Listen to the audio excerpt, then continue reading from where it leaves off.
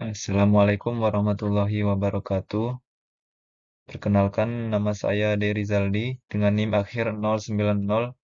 Di sini saya akan menjelaskan materi tentang kelompok dalam organisasi.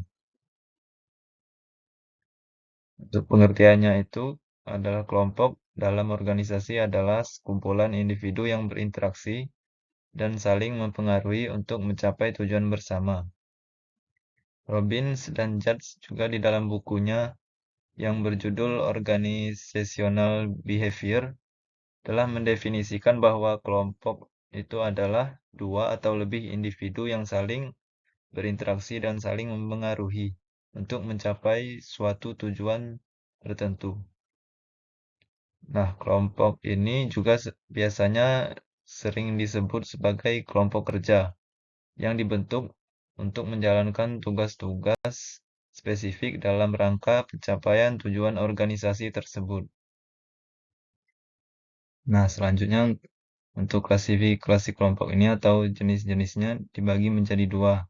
Yang pertama yaitu kelompok formal. Nah, kelompok formal ini biasanya dibentuk secara resmi oleh organisasi untuk memenuhi tujuan tertentu, serta memiliki struktur peran dan tanggung jawab yang jelas. Contohnya itu seperti tim proyek ataupun panitia kerja. Nah, dan yang kedua ada kelompok informal. Kelompok informal ini terbentuk secara spontan berdasarkan hubungan interpersonal atau hubungan secara tidak resmi ataupun di luar resmi. Nah, contohnya ini seperti kelompok pertemanan ataupun kelompok minat yang sama, seperti misalnya sebuah tim yang sama-sama hobi mendaki gunung. Oke, yang selanjutnya di sini ada tahap pembentukan kelompok. Nah, yang pertama ini ada pembentukan atau forming. Nah, pada tahap ini, anggota kelompok baru akan mulai saling mengenal dan mencari tahu tujuan kelompok. Tingkat ketidakpastian biasanya masih tinggi dan anggota tersebut cenderung masih belum membuka diri masing-masing. Dan yang selanjutnya yang kedua ini ada pertentangan ataupun storming. Nah, tahap ini biasanya ditandai dengan munculnya konflik ataupun perbedaan pendapat di antara anggota kelompok tersebut. Anggota biasanya mulai menunjukkan kepribadian dan gaya kerjanya masing-masing yang dapat memicu kelompok tersebut terjadi perselisihan. Dan yang ketiga ini ada persatuan ataupun norming. Setelah melewati tahap yang penuh konflik tadi, biasanya anggota kelompok tersebut mulai mencari cara untuk mengatasi perbedaan dan membangun kesepakatan. Norma-norma kelompok mulai terbentuk, serta rasa solidaritasnya biasanya mulai tumbuh. Dan selanjutnya yang keempat ada kinerja atau performing. Pada tahap ini, kelompok telah mencapai tingkat kematangan yang tinggi. Biasanya anggota akan bekerja sama secara efektif untuk mencapai tujuan kelompok tersebut. Dan selanjutnya yang terakhir, yang kelima ada pembubaran atau adjourning. Nah, pada tahap ini biasanya akan terjadi ketika kelompok telah mencapai tujuannya atau harus dibubarkan karena alasan tertentu. Anggota kelompok biasanya mungkin merasa sedih, pastinya akan merasa sedih atau lega tergantung pada situasi kelompok tersebut. Nah, perlu dikasih catatan, tidak semua kelompok akan melalui kelima tahap ini secara berurutan dengan sempurna.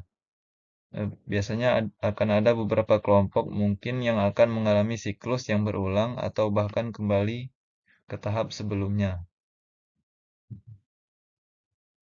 Nah, dan yang selanjutnya ini ada property group. Di sini ada yang pertama ini ada roles atau peran. Peran ini adalah serangkaian pola perilaku yang diharapkan dari individu berdasarkan posisi atau fungsi mereka dalam kelompok. Dan yang kedua ada norma. Norma ini adalah aturan atau pedoman yang tidak tertulis, tetapi diterima secara luas oleh anggota kelompok tentang perilaku yang dianggap sesuai.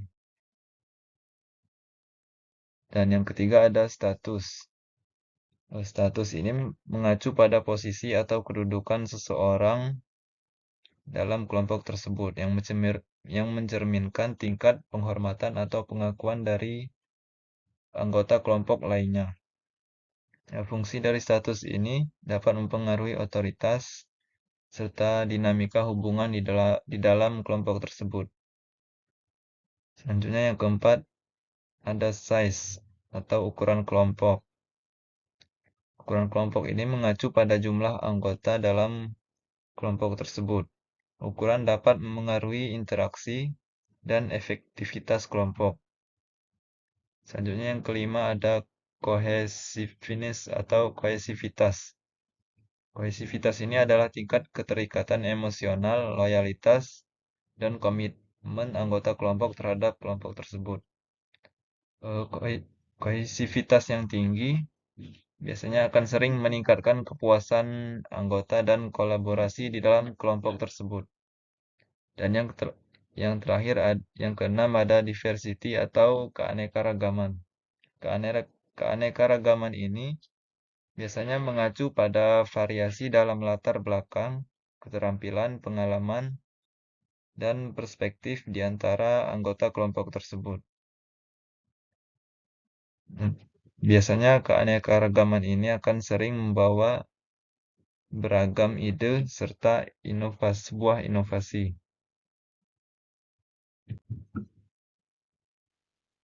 Nah, yang selanjutnya ada durasi dan dinamika kelompok.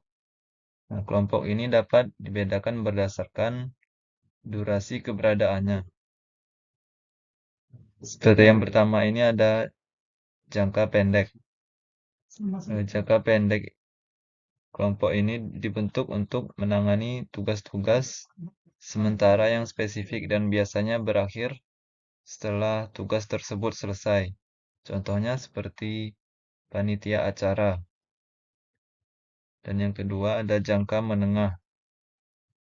Nah, durasi jangka menengah ini biasanya kelompok yang bekerja pada proyek atau tugas yang memerlukan waktu lebih lama, seperti beberapa minggu hingga beberapa bulan. Contohnya seperti tim proyek perusahaan. Dan yang terakhir, ada durasi kelompok ini, ada yang jangka panjang.